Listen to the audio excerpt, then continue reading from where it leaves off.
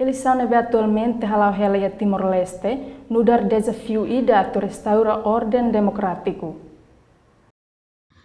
Premiado Nobel da Paz José Manuel Ramos Horta hateteng idane banhira sai orador ba Seminário Nacional com a desafio na oportunidade ba Timor-Leste e tinan rihun rua Honduras san rua to rihun rua Honduras sing hitu. Seminário ne organiza Husi Universidade da Paz quarta-feira semana ne. Presença José Ramos Horta e Paz la escolha com a política onde atrai votos mais behanesan acadêmico ida onde faz experiência para estudantes sira. José Manuel Ramos Horta hateteng Timor-Leste é nessa nação jovem e mundo precisa aprender mais com a constelação política na democracia. Desafio feito para hoje. Desafio Paulo e Catena.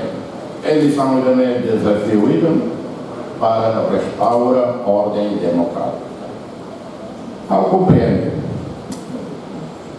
quando a polia com direito interpretação da Constituição,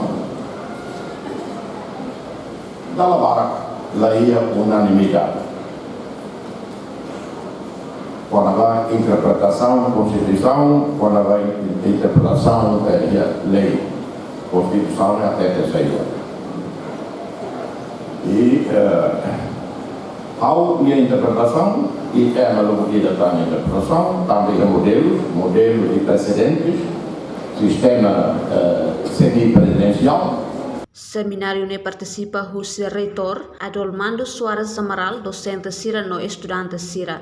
Reportagem Selfiana Kai, Juliana Ranahi, Televisão Timor Post.